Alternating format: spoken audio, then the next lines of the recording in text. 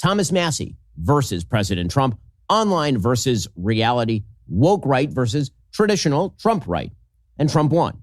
And reality won. Turns out the future still belongs to the rational right. It belongs to President Trump inside the Republican Party, so long as President Trump is president. I absolutely love this. The only demographic that Gallarain won was 65 and older. And Shapiro's takeaway, really his lie to his audience, is that the future still belongs to Donald Trump and his candidates. No, the fuck it doesn't. You want to argue the present in a small primary in Kentucky?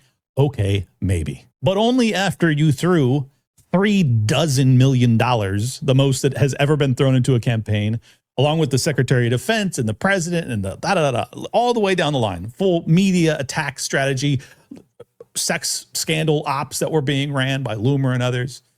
And you barely beat him. Barely. But the future with your 65 and older audience belongs to Donald Trump. Liar.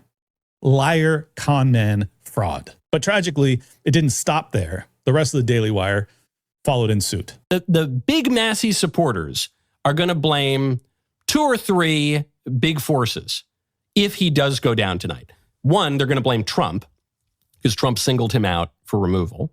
Two, they're going to blame the pro-Israel donors because Thomas Massie has opposed aid to Israel in certain cases, and a lot of pro-Israel donors are pouring money to remove him from office. But I don't think that totally explains it. In this most recent term, Thomas Massie has voted with the GOP 77.7% of the time.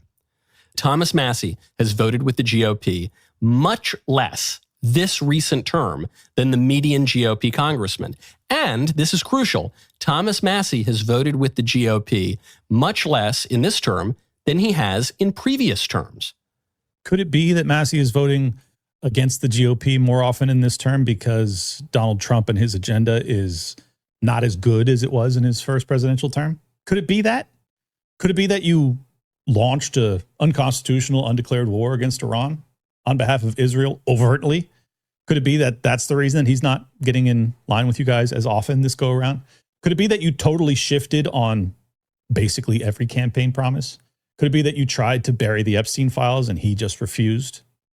I couldn't be any of those things, right? Because then you'd have to actually deal with those points. You'd have to deal with those arguments, but you can't deal with those arguments because they're so damning.